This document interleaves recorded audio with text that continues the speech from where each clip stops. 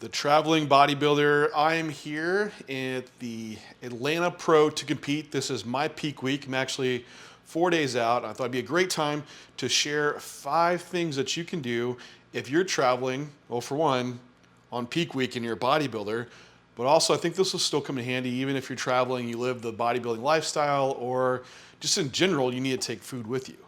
So this trip, I'm gonna be here for 5 days, and I don't like to have to travel around all to the grocery store. I like my food the way it is, probably like a lot of you do.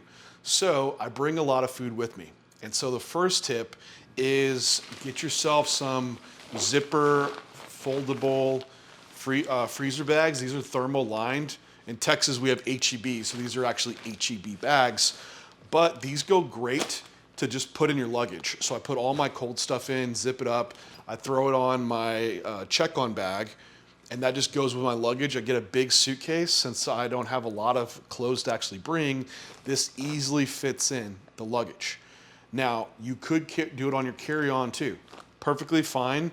All the stuff that I have in here, which I'm gonna show you, can be carried on with you. So the next thing is chicken baggies. So this is shredded chicken. Bonus tip, shredded chicken digests extremely well if for peak week. It's already mechanically broken down, so it can digest relatively pretty quickly. Do this in the pressure cooker, throw a hand mixer to it, and you can easily stack it into these little squares, which can be stacked really conveniently and efficient in your bags. Now, the other thing to this is freeze half of them. So this is the real second point to keeping your bag cold.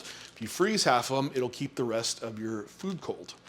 Other things that are in the bag, you can put frozen veggies. So I bring my veggies with me and put it in here. If you wanted to put your rice in here, you could do that as well, or anything else that need to stay cold. And again, this is stuff that you can take through TSA. It wouldn't be a problem. The next thing that's gonna come in handy, third, is collapsible containers. So I'm pretty particular with how I cook my foods, and you show up to an Airbnb or a hotel, they give you like a little cooking Tupperware. It's like, this isn't gonna cut it. So if you can get these, you can just order them online. They can expand if you're cooking something smaller, or they have bigger ones, but it's a very efficient way to pack your foods. Tip number 4, how do you take all your pills? Whoa, lots of pills, right? So what I do is there's a few supplements that I will just bring the entire bags of. However, my actual pills, I will just get individual pill baggies, and I'm kind of making my own animal pack. So I have my own little packs of pills that I make, put AM, PM on it. That way I'm not bringing a ton of containers with me. Now I still bring, what's convenient is my animal pack Omega. So these are already baggied out with all my essential fatty acids. So those are super easy to pack.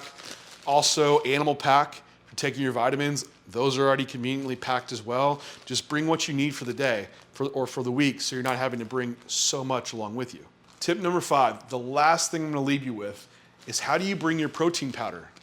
So this is, again, I'm packing for Renee as well and myself. So protein powder will bring in baddies. So this is Animal Whey, frosted cinnamon bun, vanilla, and brownie.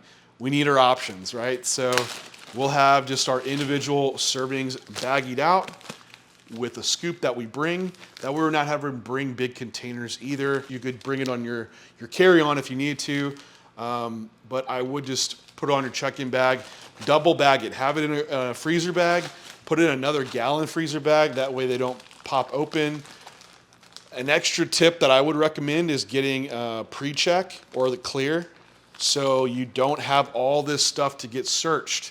That was a lifesaver going through and getting that done.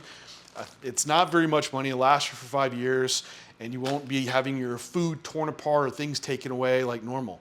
Now, nut butters, you're not getting those through.